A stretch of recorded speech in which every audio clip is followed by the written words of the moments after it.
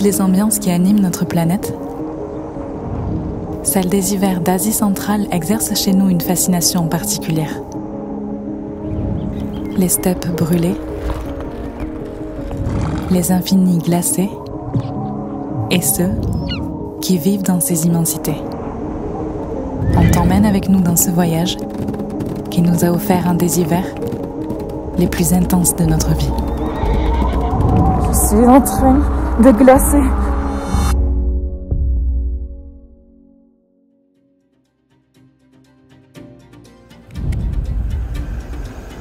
Et bonjour, bienvenue dans ce nouvel épisode. Nous, c'est Delphine et Maxime. Et ce 4x4 cellules, c'est notre unique maison. En mars 2024, on s'est lancé un défi avec lui. 2 années pour relier l'océan Atlantique à l'océan Pacifique par la voie terrestre. Une aventure à travers 2 continents, 16 pays et 11 fuseaux horaires, qui revient à partir de la côte française pour essayer d'atteindre l'autre bout du monde. La ligne directrice de ce projet, prendre le temps de découvrir chaque pays sur notre itinéraire. S'immerger dans le quotidien de la population locale et documenter ses cultures et modes de vie si différents des nôtres, parfois uniques au monde. On a déjà parcouru l'Europe, exploré toute la Turquie d'ouest en est, passé 2 mois en Géorgie, traversé un bout de la Russie, jusqu'à atteindre l'Asie centrale. 6 mois maintenant qu'on apprend à mieux connaître cette région du monde. Après avoir commencé par découvrir l'immense Kazakhstan, passer l'été dans les montagnes du Kirghizistan, puis l'automne entre les déserts et les sublimes villes de la route de la soie d'Ouzbékistan,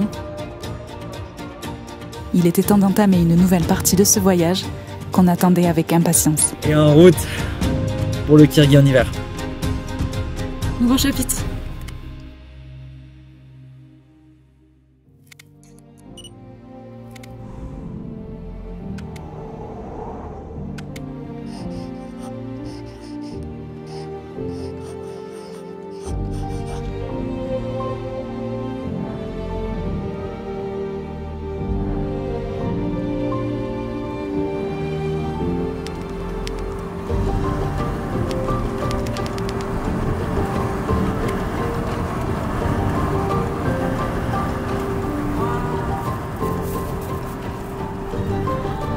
Oh, c'est trop beau, c'est vraiment les premières neiges, c'est tout, c'est saupoudré là, ça sent quoi?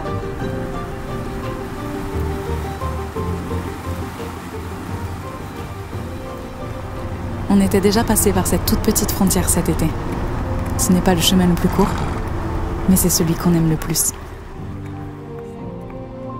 En ce début d'hiver où les températures n'arrivent déjà plus à passer au-dessus de 0, on se dirige vers une des portes d'entrée du Kirghizistan. Elle se situe dans les montagnes, à plus de 2000 mètres d'altitude. Au programme pour la rejoindre, plus d'une centaine de kilomètres dans un décor aride, cerclé de hauts sommets. Un vaste no man's land, terre des chevaux sauvages. Canyons et steppes brûlées, hautes montagnes enneigées, cet univers semblant avoir le don d'unir le feu et la glace nous offre un écrin sublime pour l'étape du soir. Dans le silence du soleil couchant, on en admire les contrastes.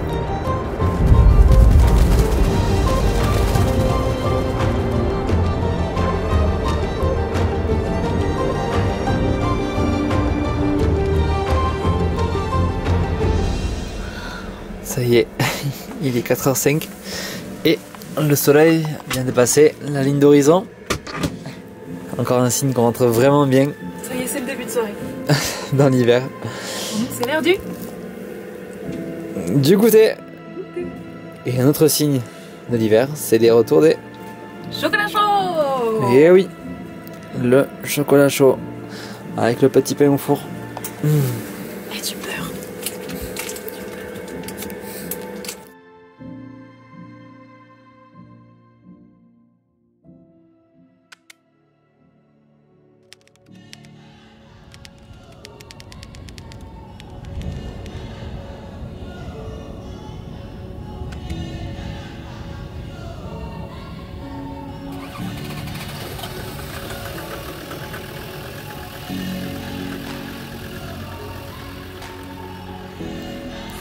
Ce qui est bien, c'est qu'à force de voyager entre tous ces pays, on a notre propre bureau de change.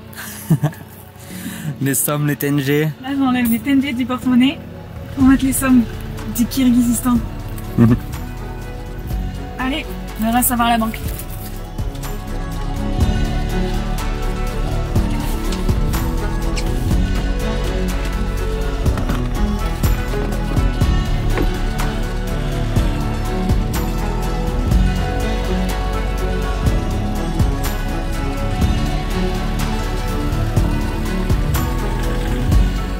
Les passages de frontières sont toujours un petit piment dans la routine du voyage. On essaie de tout bien préparer. On se demande combien de temps les gardes nous retiendront. Pour celle-ci, on se demande en plus si la route sera praticable. Et tout simplement, si elle sera ouverte. On sait que l'hiver est rude sur ce haut plateau. Et il n'est pas rare qu'il emprisonne tout sous la neige et la glace. Comme il est en train de le faire pour la route que nous suivons.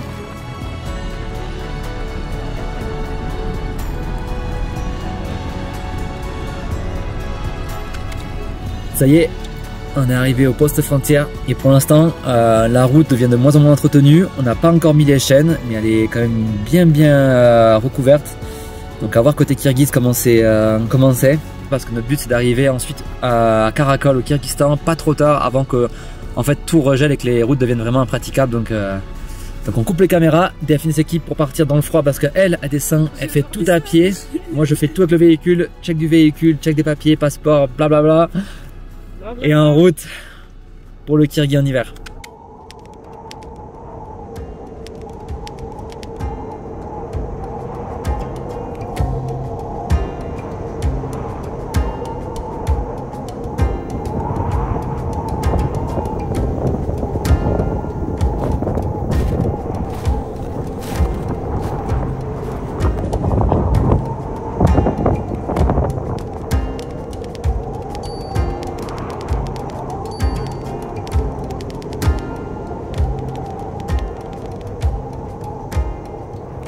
Passage de frontière le plus court de toute l'histoire, 20 minutes, montre la main. Je crois qu'ils n'avaient pas trop envie avec le froid de passer trop de temps. Donc trop bien. Et là je vais chercher Delphine qui est partie en éclaireuse, voir l'état de la route côté Kirghiz. Allez c'est parti.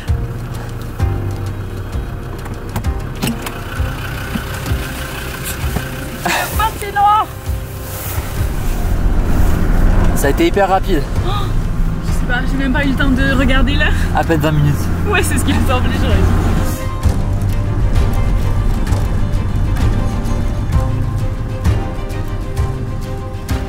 Après les steppes et les canyons rougeoyants de la veille, ce plateau nous ouvre les portes d'un autre monde, recouvert de blanc. Et on le savoure les yeux grands ouverts.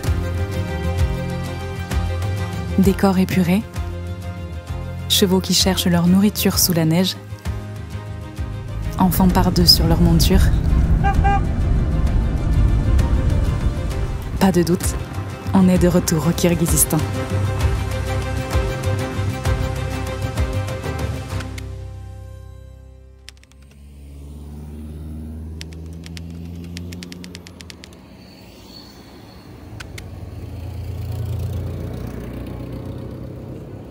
Ça c'est vraiment le Kirghizistan qui recommence.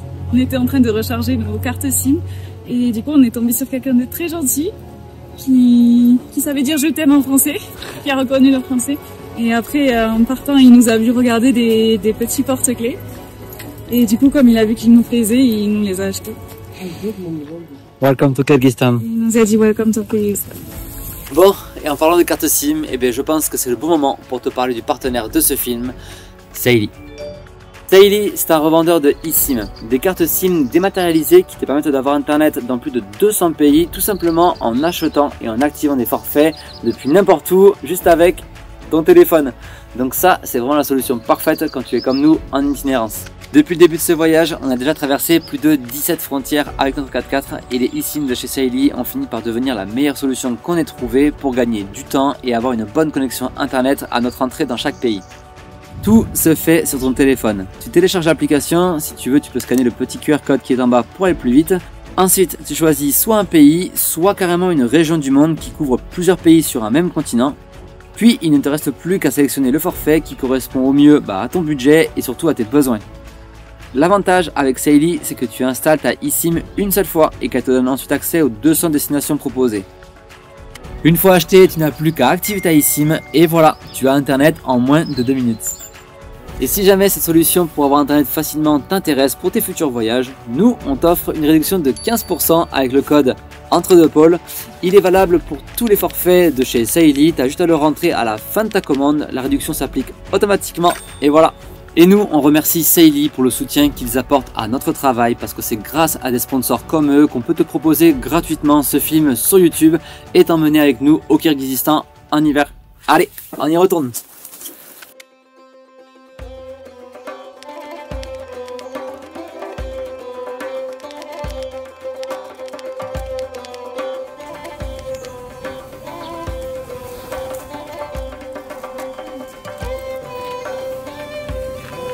Cet été, les locaux nous demandaient si on était là pour le tourisme. Cet hiver, ce chauffeur nous demande si on est là pour le travail. Il nous regarde un peu bizarrement quand on lui dit qu'on avait envie d'expérimenter l'hiver au Kirghizistan. D'ailleurs, ce matin, on commence avec un événement typique du pays. Suivre le chemin.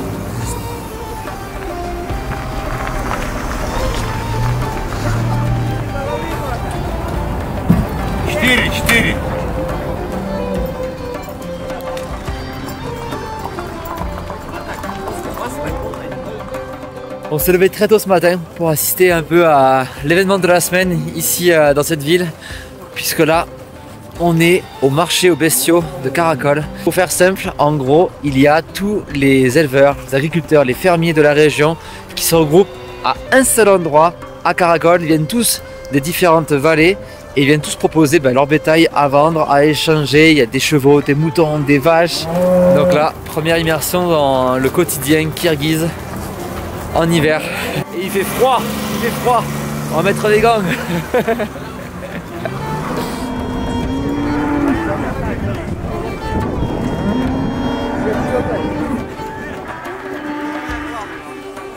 Au Kirghizistan, plus qu'ailleurs, l'élevage a su garder une part importante dans les activités économiques du pays. Il tourne autour de 4 animaux, les pattes courtes, comme ils les appellent, les chèvres et les moutons, et les pattes longues, les vaches et les chevaux. Si tous les Kirghizes n'ont pas de grands troupeaux pour faire commerce du lait, de la laine ou de la viande, énormément de familles possèdent leurs propres animaux pour subvenir à leurs besoins personnels.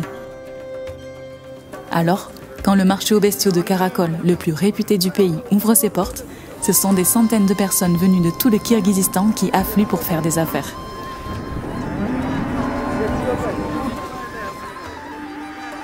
Il est connu qu'ici on peut trouver des animaux en grand nombre, en bonne santé, mais aussi qu'on peut acquérir des races rares, difficiles à trouver ailleurs dans le pays ou même en Asie centrale. Le fonctionnement est simple, les éleveurs exposent leurs bêtes dans des corrals ou en les tenant d'une simple corde au milieu d'une foule d'acheteurs qui déambulent pour trouver la perle rare.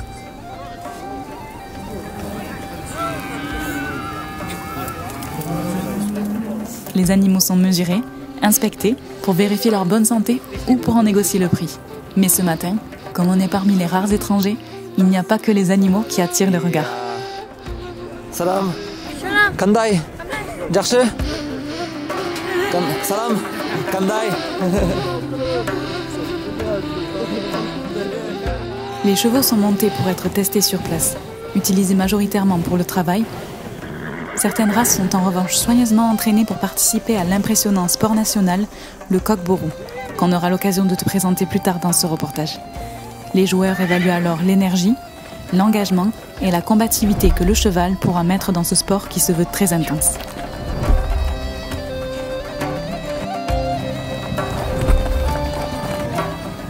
On vient de parler avec un monsieur quand même qui nous disait qui nous parlait un peu des prix. Lui, il est venu acheter 2 chevaux et du coup un cheval, 280 €. Du coup, il l'a acheté.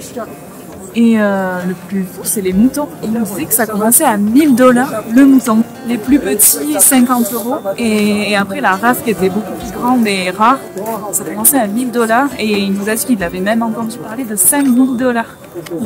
C'est énorme.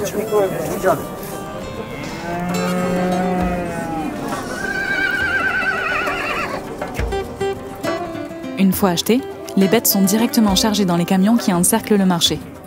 Et pour les achats en grande quantité, les Kirghizes ont tout prévu. It's the taxi of the ship. Yeah.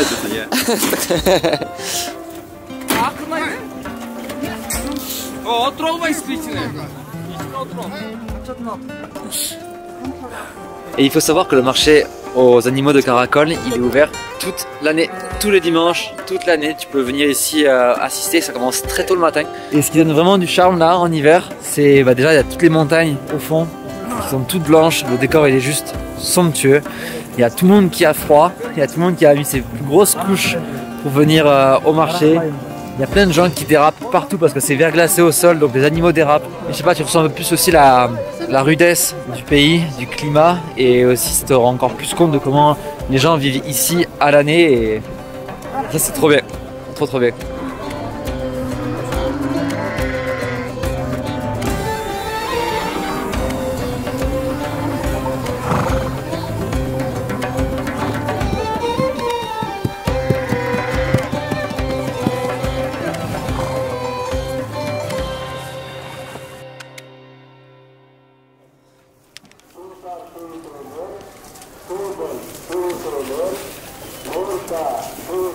De retour en ville, il est temps d'expérimenter un autre haut lieu de la vie locale, le bazar.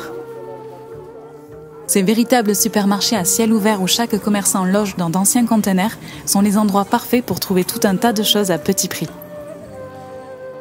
De notre côté, ces prochaines semaines vont nous confronter au grand froid, et une aventure en particulier, plus engagée, tourne dans nos têtes. Le grand bazar de Caracol, qui serait une ville modeste en France, mais qui est une des plus importantes du Kirghizistan, est donc l'opportunité de se préparer à tout ça de la meilleure des manières, à la locale.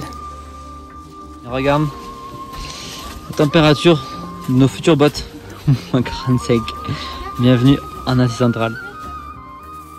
Ici, pas de grandes marques et leurs tissus techniques, mais beaucoup de la seule matière véritablement efficace contre le froid, la laine. On trouve des chaussettes en laine de chameau de Mongolie, des semelles épaisses en laine de mouton pour isoler des sols glacés, une deuxième paire de gros gants pour envelopper les premiers, le tout sans négliger le style. Là t'es une vraie Kirghize. C'est comment le chapeau yo? Ben je crois que je t'aime encore plus.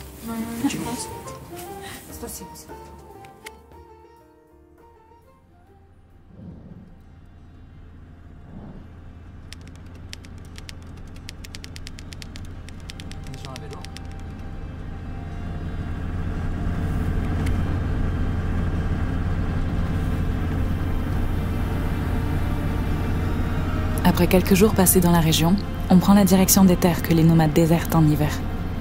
On va devoir pour ça traverser près de la moitié du pays. Et c'est loin d'être une contrainte. On pensait que la route serait belle, mais le Kirghizistan préférait qu'elle soit grandiose.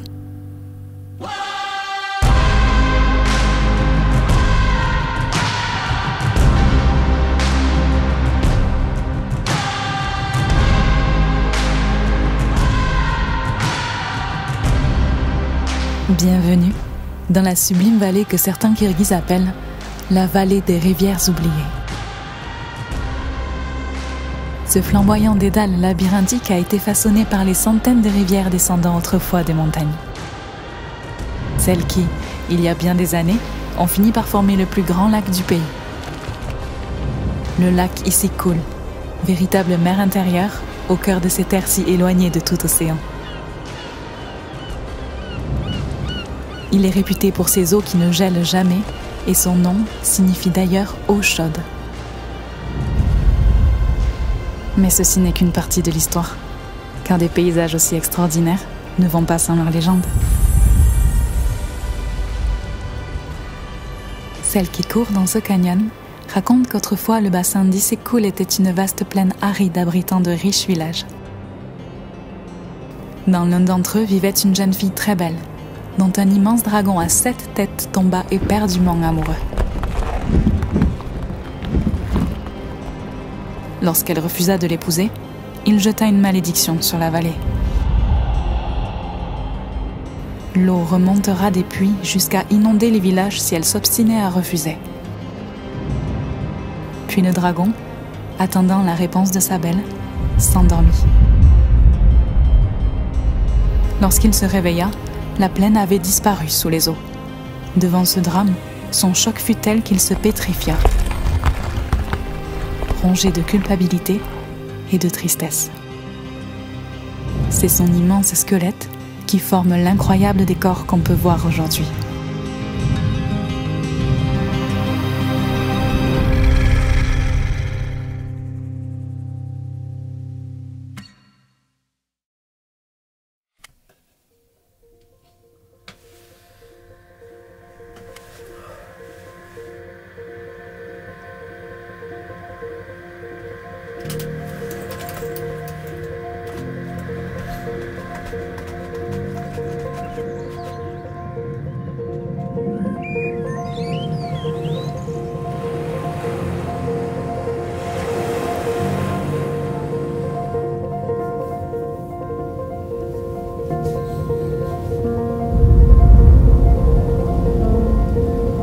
On se sent toujours chanceux de se réveiller dans ce genre d'endroit. Ce n'est pas une habitude qu'on prend. Dragon pétrifié ou œuvre de l'érosion, la constatation de la beauté de notre planète est souvent saisissante et nous fait réfléchir. Dans ces instants, c'est toujours pareil. L'envie de la préserver s'empare de nous, animée par cette forte conviction qu'elle mérite qu'on en prenne soin.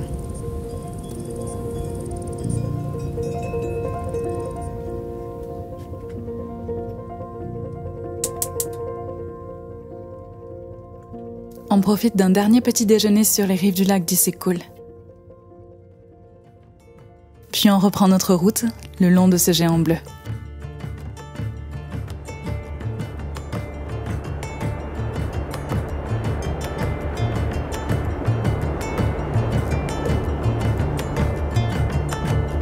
Les pistes continuent de nous mener au cœur de paysages étonnants. On garde notre cap, mais on prend notre temps. Et on ne le sait pas encore, mais c'est justement ce temps pris ici qui va nous conduire quelques jours plus tard à être au bon endroit, au bon moment.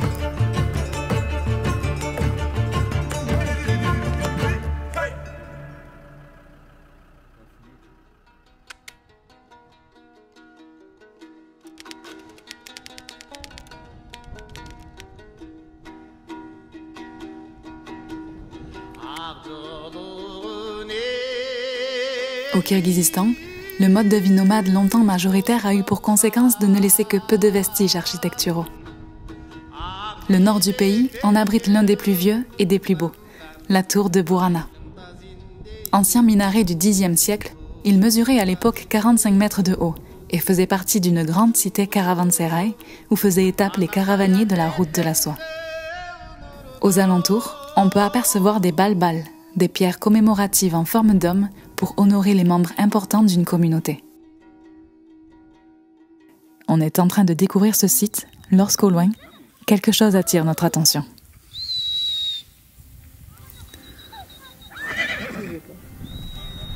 On remarque plusieurs cavaliers se dirigeant tous dans la même direction et on décide de les suivre. Car vu leur nombre et ce qu'ils portent sur la tête, là, il n'y a pas de doute.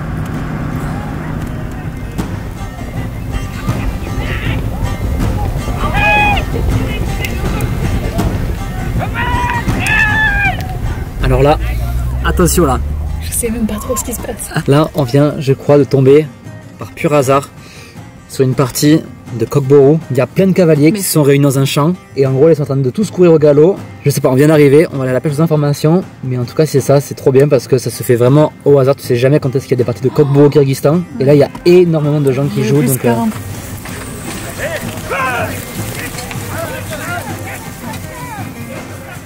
à ce moment-là, on ne le sait pas encore, mais on est tombé tout à fait par hasard en plein milieu d'un jeu kirghiz ancestral. L'Alaman Oulak. Dérivé du Kokboru, l'Alaman Oulak réunit les cavaliers des villages alentours et se joue dans la nature, en individuel. Le principe est simple, la centaine de cavaliers se disputent une chèvre ou un mouton duquel on a enlevé la tête. Le gagnant est celui qui parviendra à ramener la carcasse de l'animal dans son village.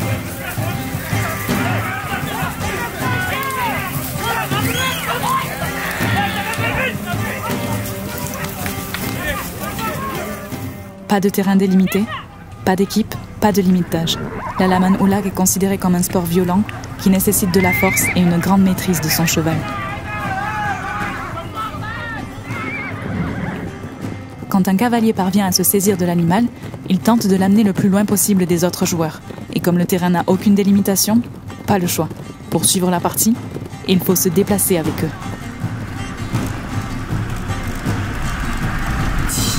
Allez, tourne la voiture. Hey, hey, Kandai. Là, du coup, on suit toujours les cavaliers qui vont dans une direction. Et ben, on va voir la suite des événements. Voilà, ça part au galop devant nous, c'est n'importe quoi. C'est impressionnant. J'ai l'impression d'être dans le coq pour roue, mais avec le 4x4, c'est n'importe quoi. On est au milieu de tous les chevaux.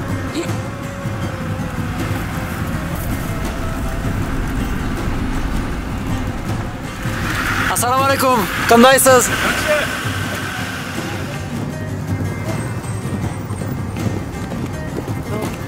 La Laman Oulak se dispute en hiver, quand les éleveurs ont plus de temps libre, que les récoltes sont terminées et que les champs en friche deviennent alors un terrain de jeu sans limite. La plupart du temps, les parties sont organisées de manière spontanée. Le prix à gagner est l'animal lui-même. En plus d'être considéré comme un trophée, il sera entièrement consommé par le vainqueur et sa famille. Les plus grosses compétitions, véritables événements dans le pays, peuvent attirer plusieurs milliers de participants. En plus de la carcasse de l'animal, de grosses récompenses sont à la clé. Les vainqueurs peuvent se voir remettre un cheval, de l'argent ou même une voiture.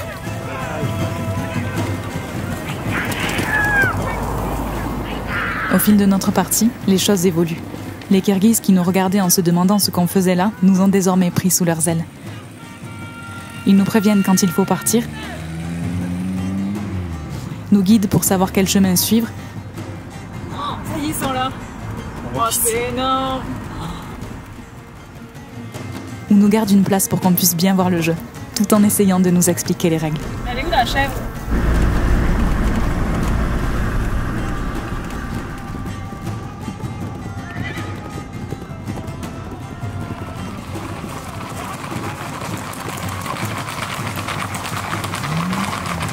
C'était très insolite de suivre ce va-et-vient jusqu'au coucher du soleil.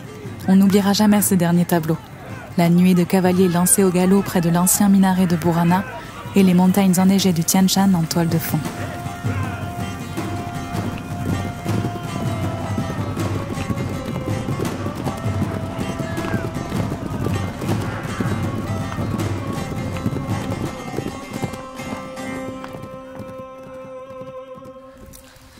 Fin de session de travail pour lui. Notre fidèle destrier qui nous a emmenés partout pour suivre les chevaux. Ouais, c'était impressionnant, c'était vraiment soudain. On est arrivé là dans cette masse de gens et de cavaliers et on a assisté à ça. C'était hyper insolite comme expérience. Ouais, c'était hyper intense. Et maintenant on va se mettre au chaud. C'était trop cool là-haut. Ouais.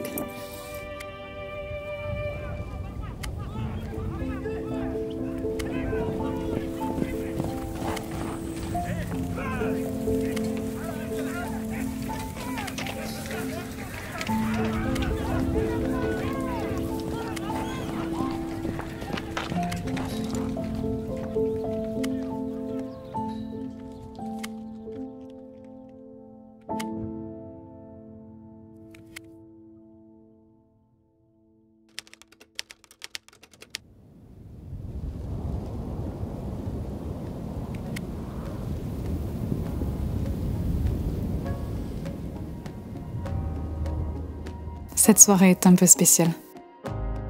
C'est la dernière nuit qu'on passe dans notre 4x4. La suite de ce programme hivernal se fera sans lui et tu vas vite comprendre pourquoi. Dès demain, on le laisse chez quelqu'un au cœur de la capitale. C'était prévu depuis longtemps, mais après plus d'1 an et demi à vivre à son bord, s'en séparer nous fait un peu plus bizarre que prévu.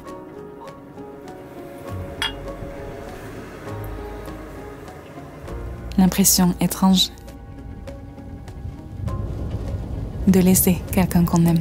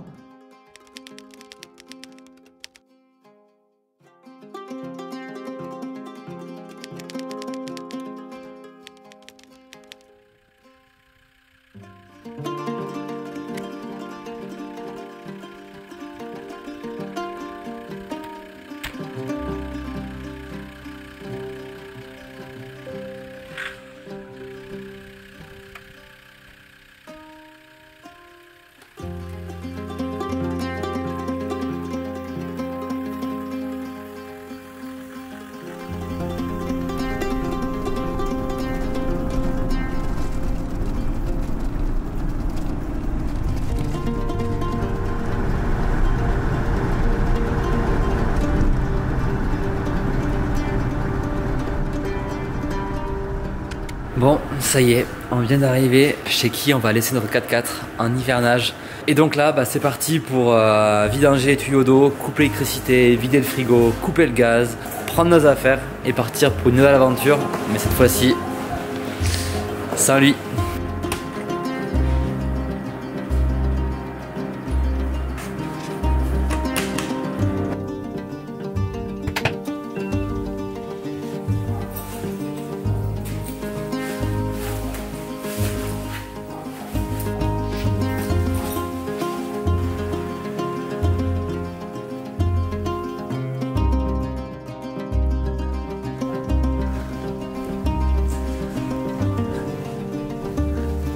Il va être bien ici.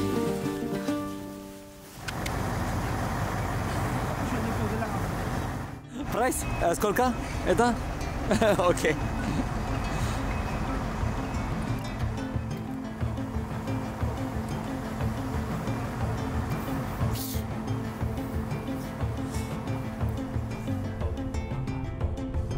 Nous revoilà dépendants des transports en commun. Et malgré le pincement au cœur, ce n'est pas forcément pour nous déplaire. C'est aussi ce qu'on cherche au travers de cette aventure. Expérimenter le voyage sous toutes ses formes. On embarque dans un minibus local et on se rappelle les bons souvenirs de notre année passée à découvrir l'Asie avec seulement un sac sur le dos. Direction, les montagnes du centre du pays. Une famille nous attend là-bas. On ne connaît aucun d'entre eux. On ne sait pas non plus combien de temps on va rester chez eux. Mais pour eux, ça ne semble avoir aucune importance. Ils nous ont simplement dit que leur maison était la nôtre. Ce n'est pas la première fois que ça nous arrive en Asie centrale. Ici, les gens n'ont pas besoin de te connaître pour t'inviter à passer une durée indéterminée chez eux. Alors il y a des fois comme ça, où il faut juste lâcher prise et se laisser porter par le voyage.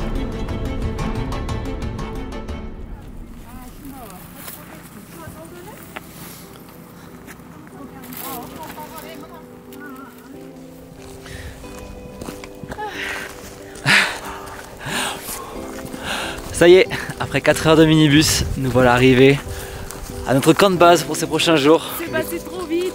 Le petit village de Kizart. Et l'ambiance, elle est juste trop bien. Fin de journée, il fait juste frais, il y a des chevaux partout, des champs partout. C'est un tout petit village. Et là, on va se dépêcher parce que le soleil commence à tomber, il fait frais. Et surtout, il y a une famille kirghize qui nous attend, donc on y va pour la rejoindre.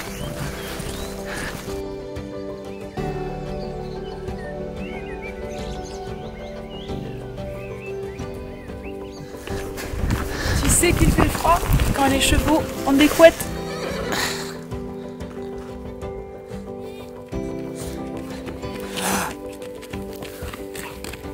Salam alaikum. Kandaysiz? Yaxshi? Yaxshi.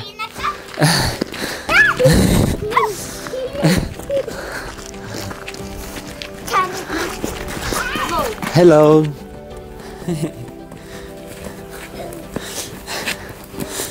À peine arrivé, déjà adopté.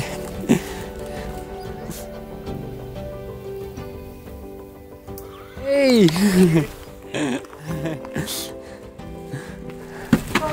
How are you, Suli?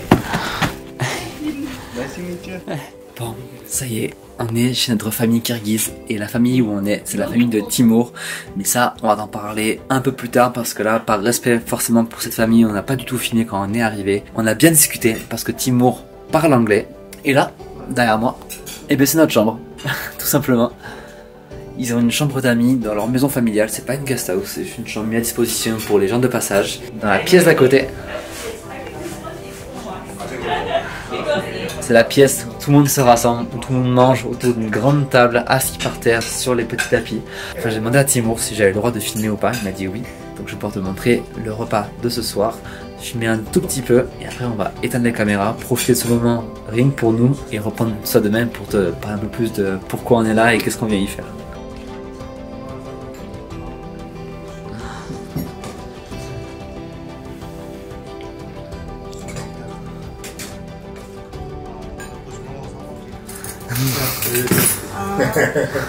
Thank you. Merci beaucoup. Et du coup, au menu ce soir, c'est le plat traditionnel, le bâche vermac, un mélange de pâtes, de viande, pommes de terre, légumes, accompagné d'un petit bouillon, forcément une tasse de thé avec. Et voilà, c'est parti pour un premier repas avec la famille. T'es contente?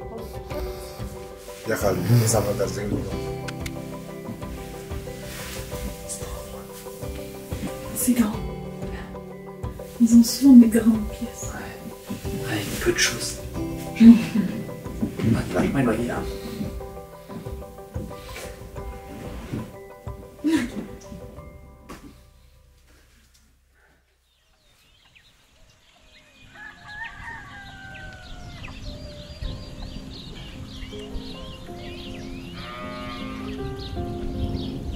On découvre ce qui nous entoure ce matin-là.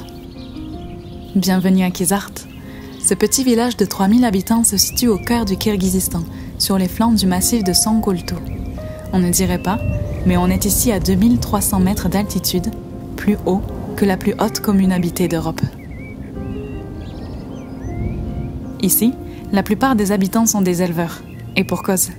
Le village est situé tout près d'un des endroits les plus paradisiaques du pays en la matière. L'immense plateau d'altitude abritant le célèbre lac Sangkul, véritable oasis au cœur des montagnes pour les nomades et leurs troupeaux, qu'on t'a fait découvrir dans notre précédent reportage. La réputation de cet endroit a dépassé les frontières du Kirghizistan. Chaque été, les visiteurs sont de plus en plus nombreux et le tourisme, notamment les treks à cheval depuis Kizart, fait désormais vivre une bonne partie de la région. Mais à cette période de l'année, c'est une autre histoire. Le va-et-vient des guides et des chevaux a été remplacé par celui des enfants qui vont à l'école, et le calme règne sur le village. Tout le monde est au repos. Kizart s'est vidé des touristes et a retrouvé ses semi-nomades, descendus du plateau de Sangkul avec leurs troupeaux. Car en hiver, personne ne s'aventure plus là-haut. Enfin presque.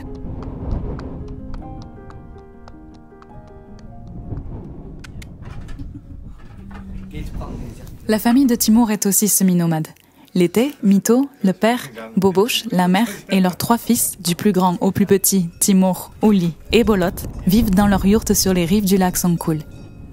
Mito a hérité de cet endroit de son propre père, qui vivait également là-haut au rythme de ses animaux. Timur est le plus âgé des 3 fils. C'est avec lui que nous étions en contact. Passionné par son pays et par les chevaux, il a saisi l'opportunité de la montée du tourisme et s'est lancé à son compte comme guide il y a quelques années. Appliqué, bienveillant et parlant bien anglais, cette activité lui réussit et participe aujourd'hui à faire vivre sa famille. Leur camp d'été s'est donc agrandi de quelques yourtes pour accueillir les voyageurs. Et chaque année, lorsque les saisons transforment ces hauts pâturages en terre inhospitalière, ils démontent tout et redescendent dans le village où ils retrouvent la maison d'hiver centenaire de leur grand-père. Ils sont très fiers d'avoir pu récemment la rénover pour continuer de la faire vivre. C'est la maison dans laquelle ils nous accueillent aujourd'hui.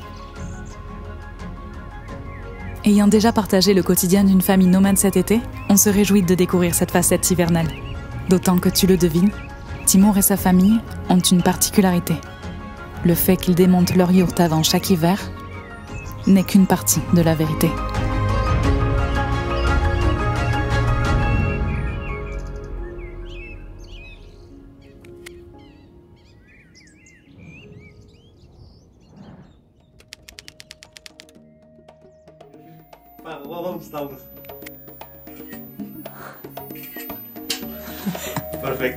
La famille de Timur est très accueillante.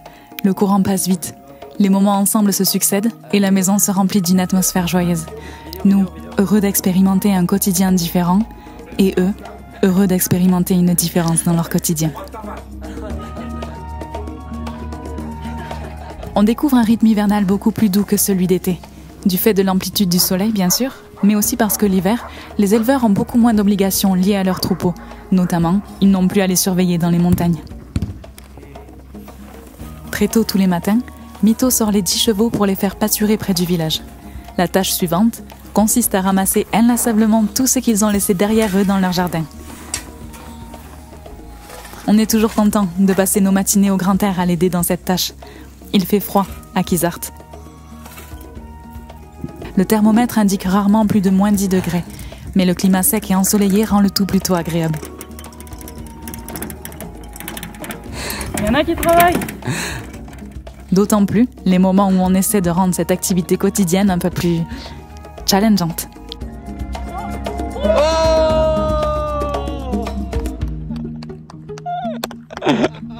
Masterchef. Et après avoir bien travaillé, Is it time for Lunch. Il a dit le mot magique.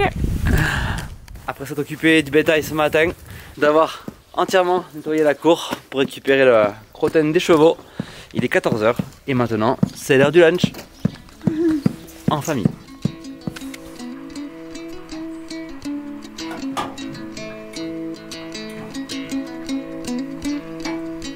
s'il y a bien quelqu'un pour qui en revanche le rythme reste intense toute l'année, c'est Boboche. Du matin au soir, elle veille à ce que ces 4 hommes ne manquent de rien et à ce que la table ne soit jamais vide. Même dans leur maison d'hiver, on retrouve les codes et l'organisation qu'on connaît dans les yurts. Boboche ne se contente pas de faire des choses à manger. Elle nous fait de très bonnes choses à manger. On découvre la salade chouba, une délicieuse salade d'origine russe. Présentée comme un gâteau, elle est composée de plusieurs étages de harengs, légumes et mayonnaise. Big Max, Small Dolphin. Bon appétit.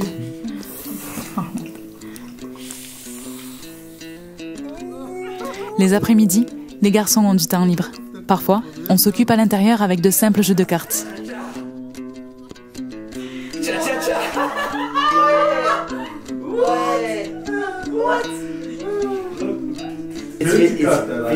Finish, you finish. Kyrgyzstan lose. Et d'autres, ils nous invitent à les suivre à l'extérieur pour des activités moins classiques. Enfin, pour nous. Et aujourd'hui, c'est dimanche. Mais par ici, c'est pas dimanche rugby, non. C'est dimanche Kokboru avec Hiro. Ouli. Avec Ouli, un des frères qui pratique ce sport national au Kyrgyzstan, qui est un très bon joueur de Kokboru. Et voilà, une nouvelle découverte un peu de ce que fait la famille au quotidien. Sous nos yeux, les jeunes du village s'entraînent au fameux sport traditionnel dont on te parlait, le Kokboru.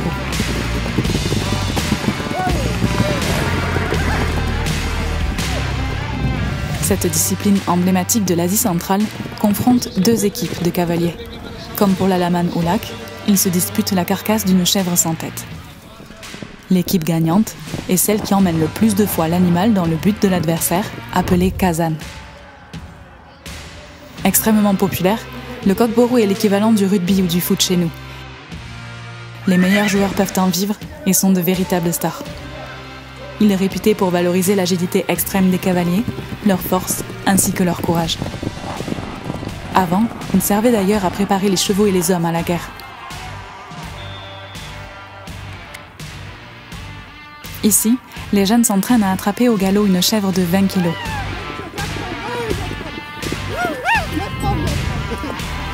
Et ce poids peut monter à plus de 30 kilos pour les joueurs professionnels. Son origine viendrait des pratiques nomades, lorsqu'il arrivait aux bergers de tuer des loups pour protéger leur bétail et qu'ils s'échangeaient la carcasse de l'animal à tour de rôle pour la rapporter au village. Depuis 2017, le Kokboru est classé au patrimoine culturel immatériel de l'humanité par l'UNESCO. Il est reconnu comme une pratique traditionnelle historique, porteuse des valeurs de responsabilité, travail en équipe, respect, excellence et encourageant la cohésion des communautés. On avait pu filmer des matchs professionnels lors des Jeux Olympiques nomades il y a quelques mois, mais voir ces jeunes âgés de 12 à 16 ans s'entraîner dans les champs poussiéreux du village est à nouveau impressionnant.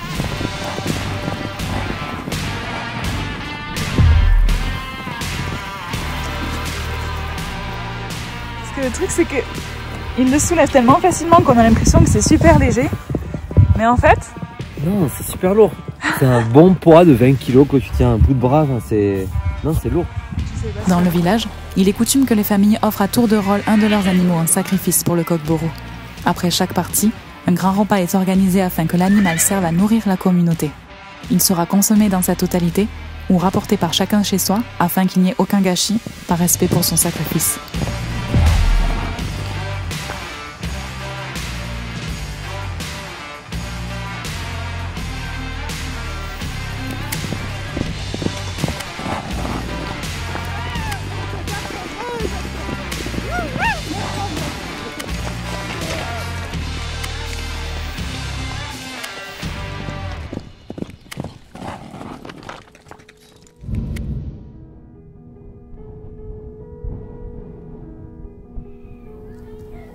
Les fins de journée sont calmes et propices à se balader dans les ruelles de terre. Le froid est piquant, mais l'ambiance douce.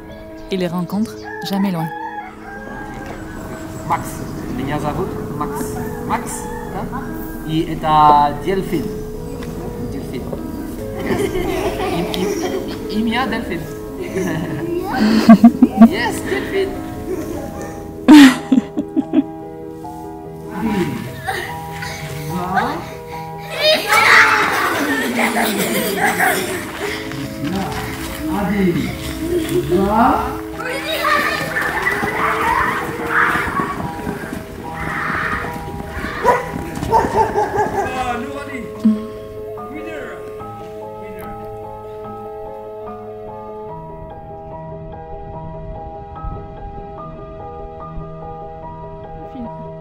À la nuit tombée, après avoir ramené les chevaux et assez de charbon pour alimenter le poêle familial, tout le monde se retrouve dans la cuisine. Bobouche prend toujours le temps de nous faire goûter de nouveaux plats. Leur cuisine est simple, mais tout est toujours fait maison, jusqu'aux boissons. Un jour, on a droit au kumis, le précieux breuvage fait à partir du lait fermenté de leur jument. Cheers. Cheers to kumis. Cheers to kumis. Cheers. Ah.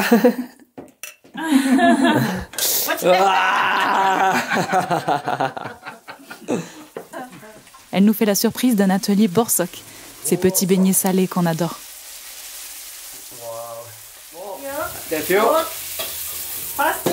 Faster. Et là, c'est un vrai travail d'équipe. Delphine coupe la pâte, Bobouche fait cuire la pâte. Moi, je récupère les borsocs tout prêts, tout cuits et je les mange.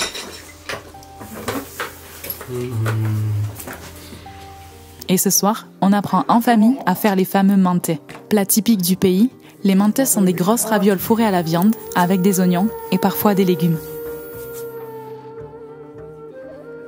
Il ne faut pas plus de 5 minutes à Bobouche pour faire la pâte.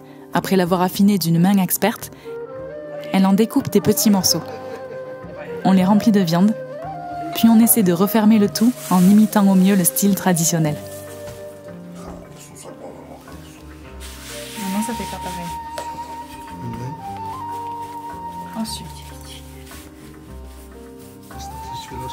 Et c'est trop bien parce qu'on apprend à faire un plat qu'on aime beaucoup avec tout le monde en famille. Tout le monde, y en a qui parlent et qui font pas grand chose. Ah ouais, il y a que ça. Mante. Mantavan. Mante parler. Bon appétit. Bon appétit. Just Mante. Good menteur. Very good menteur. ça prend la menteur.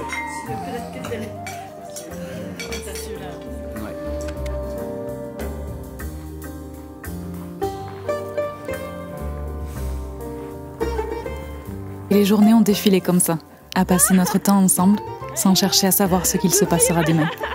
On finit par se sentir comme faisant partie de la famille. Eh, monsieur. Goeie, appa. Goeie, ata.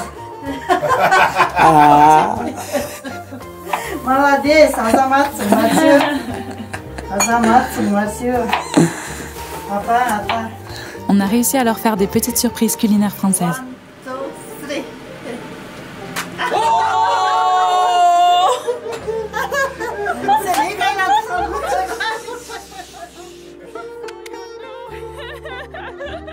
Et un jour, avec la complicité de Timur, on a même kidnappé Bobouche pour lui offrir un peu de temps libre.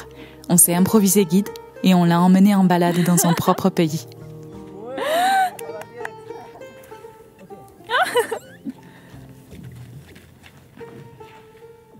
et on a failli ne plus rentrer. Let's go, Bobush. Let's go. Go, Kizat. Oh, Bishkek. Oh, Bishkek, Manas Airport, Francia. Ok, let's go. Bye bye, Timur. Bye bye, Uli.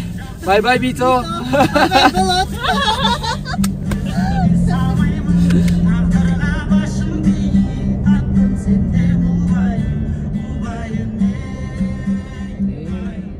Mais on est rentré. Et alors qu'un nouveau soir on observait les hauts sommets abritant le lac Songkul, on s'est dit que c'était le moment. On savait que les conditions seraient difficiles, mais on brûlait d'envie de redécouvrir les terres qu'on avait tant aimées cet été, sous leur habit de glace. On allait demander à Timur et Uli leur accord pour nous emmener dans ces montagnes.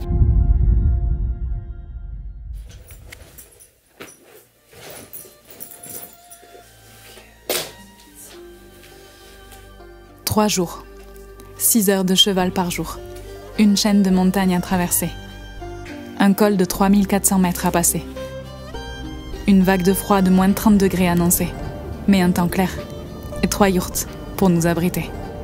Voilà ce qui nous attend là-haut. À ce moment-là, Timur est malheureusement très malade. Affaibli, il est hors de question qu'il parte à cheval dans ces montagnes. C'est Uli qui nous accompagnera dans cette aventure. On rassemble nos affaires, tandis qu'il s'occupe de la nourriture. Demain, on quittera le cocon familial pour essayer d'atteindre leur camp de base sur les rives du lac Songkul. Au moment de vérifier le matériel, l'appréhension monte un peu. On a plutôt l'habitude de la montagne et du froid, mais on n'a jamais expérimenté ces températures, encore moins pendant 6 heures, et sur le dos d'un cheval. Prête pour l'aventure. Est-ce qu'on peut vraiment être prêt pour ce genre d'aventure? Je sais pas.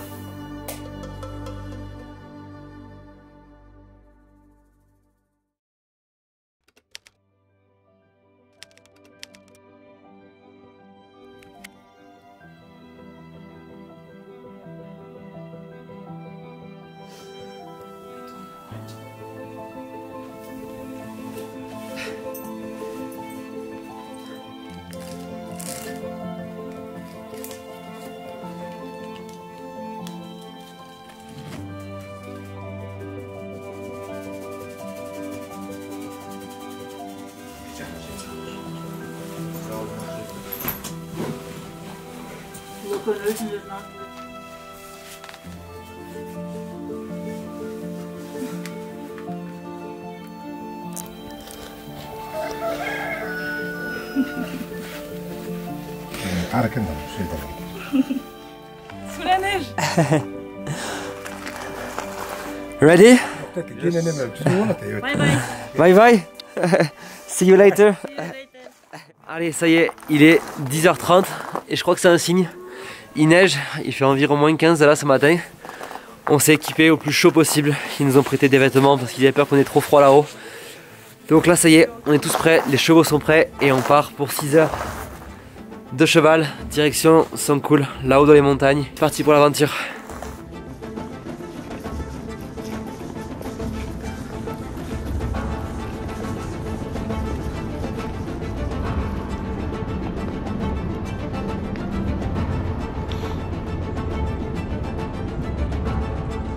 Malgré le froid, les premières heures se passent bien et le soleil s'est joint à la partie.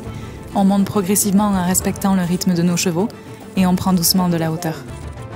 La neige recouvre le sol, mais le terrain ne présente encore aucune difficulté. On se familiarise avec le bruit des sabots de nos chevaux dans la neige. Pause bien méritée au bout de 3 heures. Uli nous dit d'en profiter, car la seconde partie du parcours est plus exigeante. Cette fois-ci, la vraie montagne commencera, avec un terrain accidenté et le passage de ce fameux col, réputé pour ses vents glacés. Et dès la reprise, on ressent déjà la différence.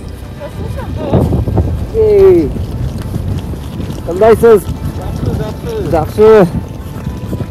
Ouais, ça commence à souffler, le ressenti n'est pas le même là.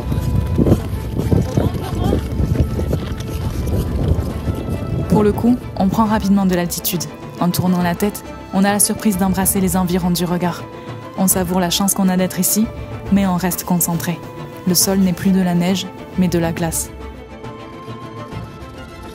Et certains passages pentus ou rocheux font parfois glisser nos chevaux. Mais surtout, le froid commence à se faire bien sentir. On essaie de mobiliser nos pieds tant qu'on peut, et on colle nos mains contre le poil de nos montures. Le vent impose entre nous le silence. De toute façon, on a tous le visage dissimulé derrière nos tours de cou. Accrochés à nos selles, les dernières portions du sentier sont impressionnantes. Néanmoins, nos chevaux ont le pas sûr. On sent qu'ils ont l'habitude de cet environnement. Toute la clé est de lâcher prise et de leur faire confiance.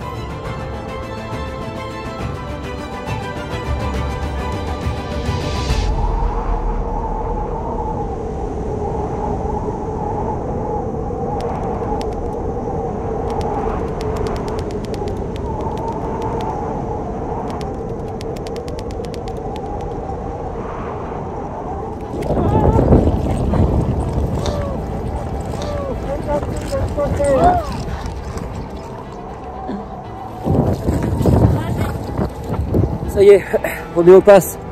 3400 mètres d'altitude. Le Delphine devient un congélateur. Et c'est incroyable ce qu'il y a devant nous.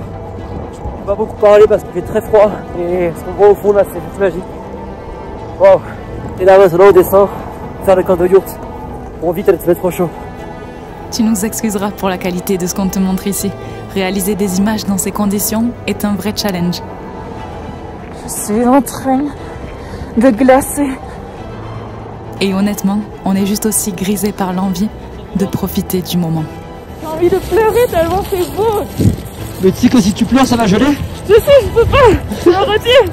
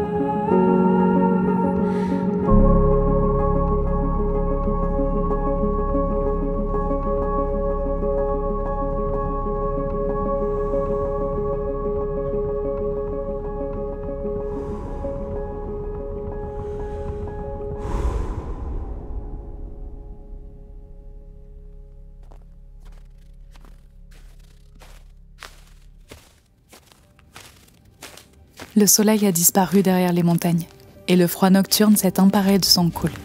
Malgré toutes nos couches, on sent que notre corps ne supportera pas longtemps cette nouvelle température. On croise les chevaux en redescendant vers les yourtes. Ouli leur a mis une couverture et il est allé leur chercher du foin. On apprendra plus tard qu'il le stocke dans une petite cabane, en prévision de ses excursions hivernales. Qu'ils aient de bons apports nutritionnels est essentiel par ce genre de température. Dans la yourte principale, le poêle tente de s'opposer au froid qui enveloppe tout. Il fait bon, mais malgré qu'il tourne à plein régime, il ne fait pas chaud. L'intérieur de la yourte doit être aux alentours de 10 degrés. Heureusement, Ouli nous prépare un repas rempli de réconfort. Bon appétit. Rahmat, what is it? Soupe. Soup. Soupe. Kirghiz soupe. C'est la meilleure façon de manger une soupe. Tremper du pain frais dedans.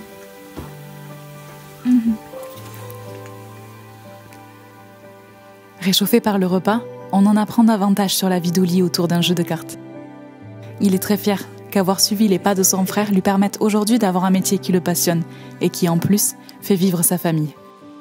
Il n'a jamais voyagé dans d'autres pays, mais il est convaincu que Songkhul est un des plus beaux endroits au monde. Ça ne peut être autrement. Le faire découvrir à d'autres personnes lui fait énormément plaisir. Même s'il nous l'avoue, il préfère l'été.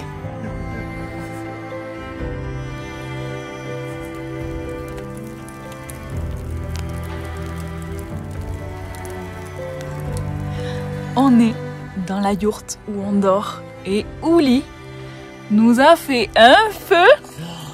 Il fait tellement bon. En plus, c'est une chaleur bien sèche. Ah, ça fait tellement de bien. Ouli, thank you for the sauna. It's a big sauna. It's perfect. And this one for. Oh, he has four blankets. So if you 4 blankets, Delphine will be 10. Maybe 6. Je suis comme un frappe. T'es bien là? Pour l'instant, oui. Pour l'instant, il fait chaud. Ouais. Mais d'ici 2-3 heures, quand le poêle va s'éteindre, Aïe, aïe, aïe. et que les moins 25 vont s'emparer de la yourte, ça va être moins drôle. Bonne nuit. Bonne nuit. Ouli, bonne nuit.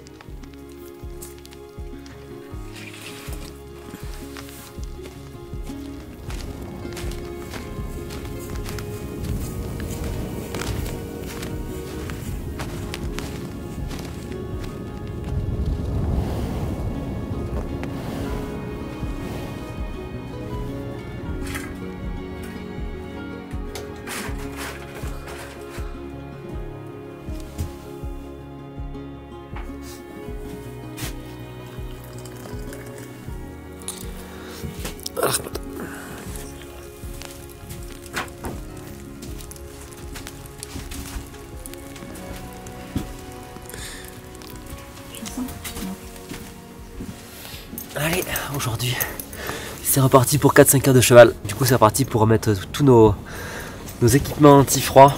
Et avec cette température qu'il y a dehors, c'est important de ne rien oublier, notamment au niveau des extrémités, que ce soit les pieds, les mains, les oreilles, la tête.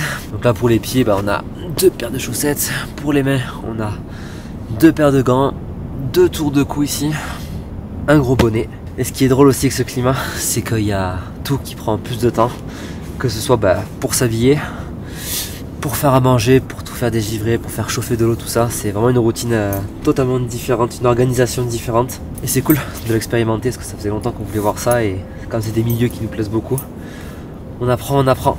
Et aussi, je valide totalement ces petites bottes avec le chausson bien chaud que tu mets, hop, qui enveloppe tout. Et après tu mets ton pied dans ta botte, c'est imperméable, c'est parfait ça pour l'hiver. Are you ready? For a new day. Are you ready? Yes. Yes? Yes, I'm ready. Are you sure? You look tired. Not tired? Let's go horses. Let's go horses. Yes. On reste plusieurs jours là-haut. Alors aujourd'hui, on a le temps d'aller explorer les environs. 5 mois après, on retrouve le lac Songkhul sous une ambiance totalement différente. Les plaines herbeuses, où pâturaient les milliers d'animaux, ont été remplacées par un épais velours d'un blanc immaculé. Le son des troupeaux ou des enfants jouant devant les yourtes fait place à un silence profond. Et l'eau cristalline est maintenant emprisonnée sous 40 cm de glace. Le décor dans lequel on évolue est pur, sublime. Et se retrouver seul dans cette immensité est presque vertigineux.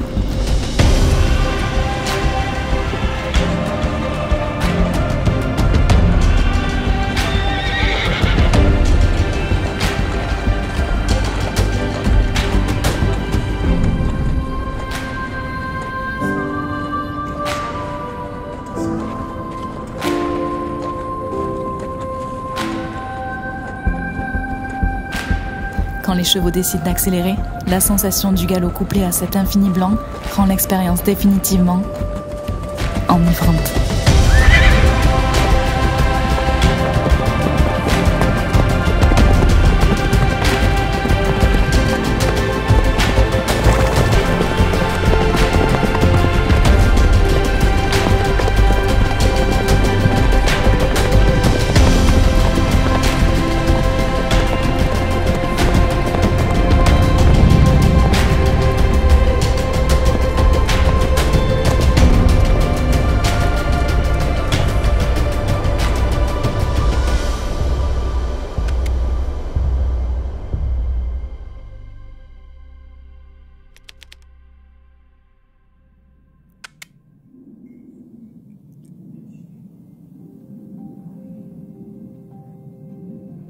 On ne revient pas trop tard sur le camp. Quelques tâches essentielles doivent être faites avant la nuit. Première chose, renouveler le stock d'eau, qui nous réchauffe sous forme de thé ou de soupe. Pour ça, rendez-vous sur le lac. On doit casser plusieurs dizaines de centimètres de glace à l'aide d'un grand pic en fonte. Autant dire que la manipulation elle-même réchauffe.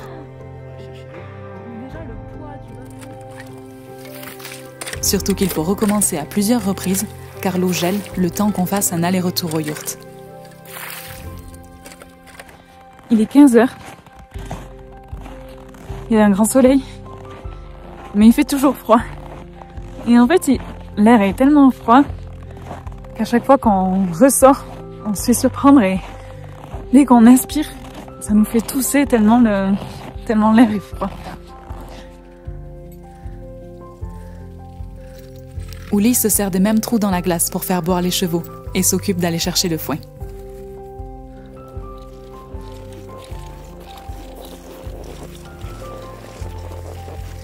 Une fois que toutes les tâches à l'extérieur sont faites, le thé et un repas se préparent. On ne peut s'empêcher de fixer le poil en se demandant ce qu'il adviendrait si on devait faire sans lui. Bon, il faut quand même que je te précise aussi que depuis qu'on est arrivé chez la famille de Ouli, il n'y a pas trop d'heures pour les repas. Parce que là, c'est le lunchtime. Il est quasiment 16h, je crois. Ils mangent un peu tout le long de la journée et ils travaillent, ils vont faire manger ou du bois ou chercher de l'eau et quand ils ont une pause, ils reprennent des forces. C'est ça. Ils boivent chaud, ils mangent consistant et ça repart dehors. Exactement, c'est ça. Chang Rahmat. Welcome. Et bon appétit. Merci.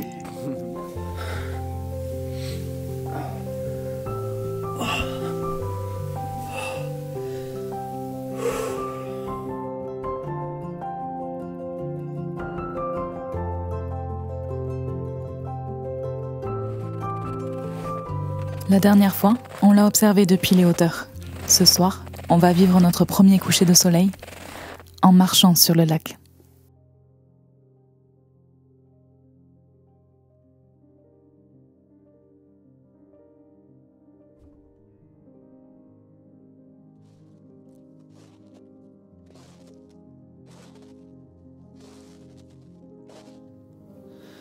Ça te fait quoi de marcher sur son col? C'est hors du temps là comme moment. C'est magnifique les couleurs, l'ambiance sonore, hyper feutrée. Il n'y a aucun bruit, il n'y a rien qui résonne. Comme si la glace autour de nous absorbait tous les sons. J'ai l'impression d'être sur une autre planète.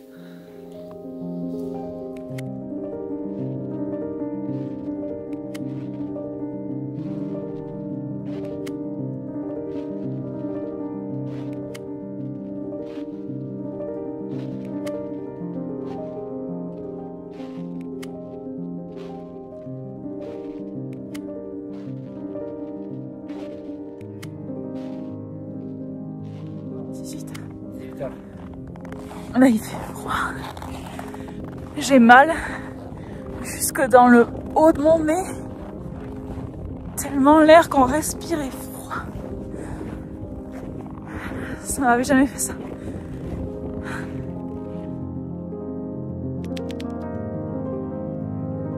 C'est l'heure d'aller au lit. Est-ce Est-ce qu'on pourrait pas avoir un petit point de toilette? Ça se passe comment ici les toilettes? Quand il fait moins 25 dehors? Ça se passe que il fait moins 25, moins 30, on va quand même là-bas. Et elles sont où ces toilettes? Loin. Trop loin? Oui. Donc là c'est bon, c'est fait? T'es tranquille pour la nuit? J'espère. T'espères? C'est le plan, ouais. On croise les doigts à chaque fois pour pas avoir à se relever. Et toi? Moi j'y vais, c'est la mission du soir.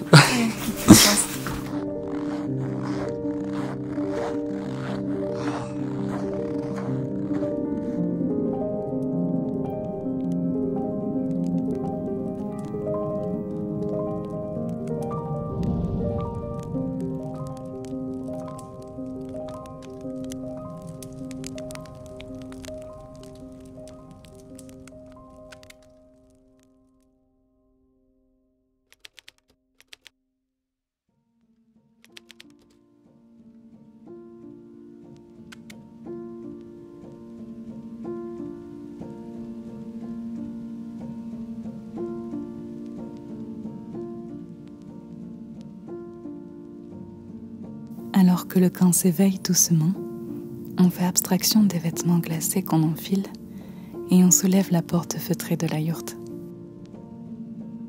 Ce matin, on se faufile discrètement à l'extérieur pour toucher du doigt l'insaisissable.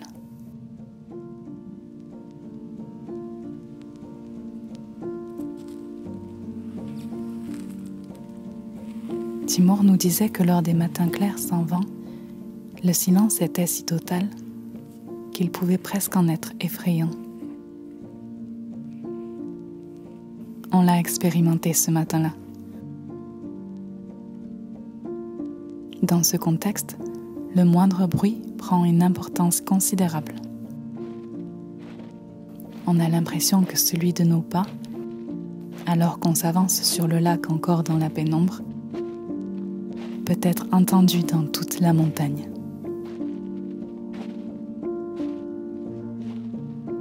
Je crois qu'on se souviendra toute notre vie du moment où les premiers rayons du soleil sont passés par-dessus les sommets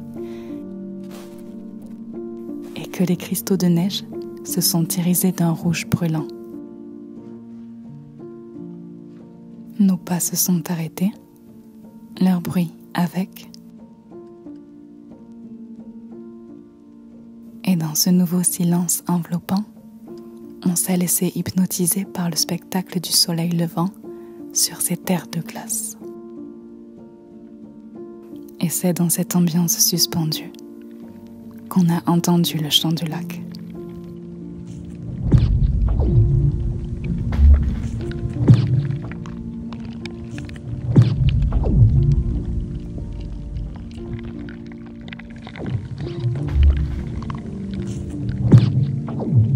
Les craquements sourds sous nos pieds sont comme des éclairs dans le silence de l'atmosphère. Ils nous saisissent, plus que le froid, et nous font nous sentir plus petits et plus humbles encore au cœur de cet environnement si sauvage. Où il y a peut-être raison.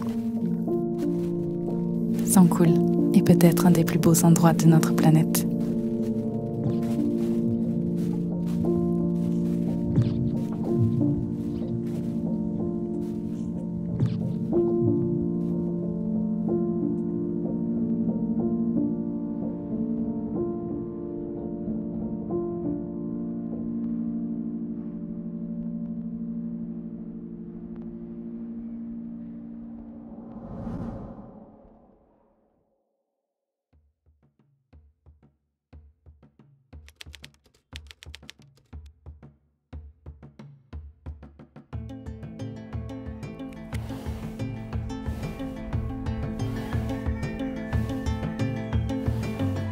On a fini par redescendre sur Terre. Nos incroyables chevaux nous ont ramenés à Kizart. On a retrouvé la maison chaleureuse de Timur et sa famille. Et on a passé encore un peu de temps avec eux. Puis est venu le temps des au revoir. Ils n'ont pas été difficiles, parce qu'ils ne sont que des « à bientôt ». Au beau jour, on leur a promis de revenir les voir, pour nous aussi leur montrer notre maison nomade. Pour l'heure, la suite de ce voyage nous emmène ailleurs. Beaucoup plus loin, au-delà d'une autre frontière. Il y a quelques jours, on a reçu un message improbable. Tout ce qu'on peut te dire, c'est qu'il provient d'une jeune femme qu'on a rencontrée cet été au Kazakhstan. Qu'elle s'appelle Ayşulpan et que son histoire est unique au monde.